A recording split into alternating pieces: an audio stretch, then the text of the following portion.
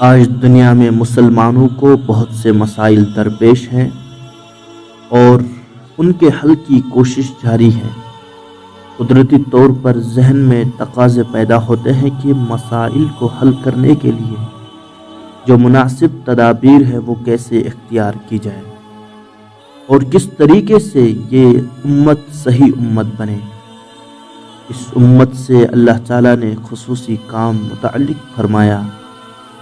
اسی کے ساتھ ساتھ یہ بات بھی ذہن میں رہے کہ اللہ تعالیٰ جب اپنے کسی بندے کو یا بندوں کی کسی جماعت کو کوئی اعزاز عطا فرماتا ہے تو فضول اور یوں ہی بغیر کسی وجہ کے عطا نہیں فرماتا، بلکہ اللہ تعالیٰ اس کی کچھ بنیاد اختیار فرماتا ہے۔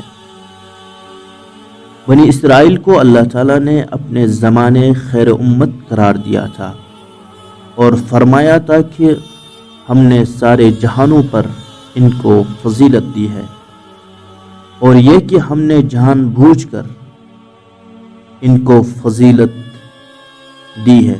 فرمایا وَلَقَدْ آتَيْنَا بَنِي إِسْرَائِيلَ الْكِتَابَ وَالْحُكْمَ وَالنُّبُوَّةَ وَرَزَقْنَاهُمْ مِنَ الطَّيِّبَاتِ وَفَضَّلْنَاهُمْ عَلَى الْعَالَمِينَ، اور ہم نے بنی اسرائیل کو کتاب اور حکمت اور نبوت دی تھی، اور ہم نے ان کو نفس نفیس چیزیں کھانے کو دی تھی، اور ہم نے ان کو دنیا جہاں والوں پر فوقیت دی۔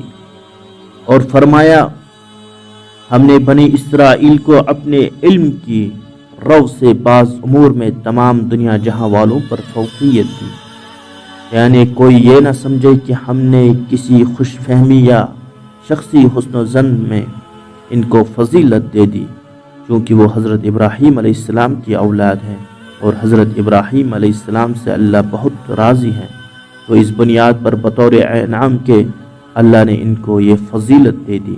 تو ایسی بات نہیں ہے، بلکہ فرمایا علی العلم، جان بوجھ کر یہ کیا۔ اللہ تعالیٰ نے وضاحت فرمائی وَفَضَّلْنَاهُمْ عَلَى الْعَالَمِينَ، کہ جان بوجھ کر تم کو سارے جہانوں پر فضیلت دی۔ تو یہ جان بوجھ کر فضیلت دینے کا مطلب یہ ہے کہ اللہ تعالیٰ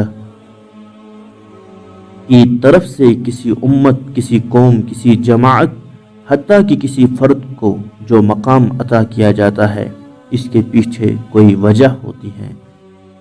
وجہ کیا ہوتی ہے؟ وجہ وہ اللہ تعالیٰ کو پسند آتی ہے،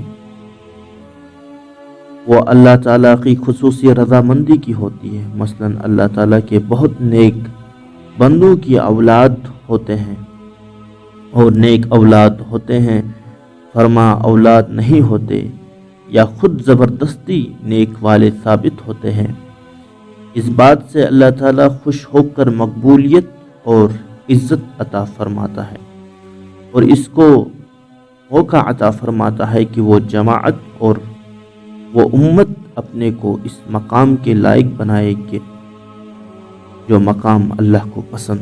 اس امت محمدیہ صلی اللہ علیہ وسلم کو اللہ تعالیٰ نے خیر امت بنایا اور اس کی وضاحت فرمائی کنتم خیر امت اخرجت للناس تعمرون بالمعروف وتنہون عن المنکر وتؤمنون باللہ۔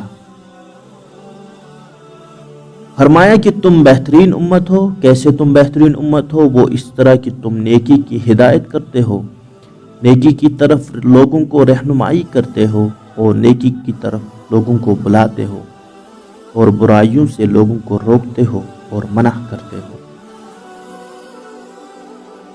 اور دوسری جگہ فرمایا کہ ہم نے تم کو یہ خصوصیت دی کہ تم کو امت وسط بنایا، اور اس لیے بنایا کہ تم سارے دنیا پر گواہ بنو، اور تم پر گواہی دینے والا تمہارا رسول صلی اللہ علیہ وسلم ہے، جو اللہ تعالیٰ کے یہاں بتائے گا جب نامہ اعمال پیش ہوں گے، امتیں پیش ہوں گی، افراد پیش ہوں گے، اس وقت ان کی کارکردگی وہاں پیش ہوگی، اور ہر امت کی شہادت اس کا نبی دے گا، لیکن یہ امت دنیا کی ساری امتوں کی گواہی دے گی، اور اس امت کی گواہی رسول اللہ صلی اللہ علیہ وسلم دیں گے۔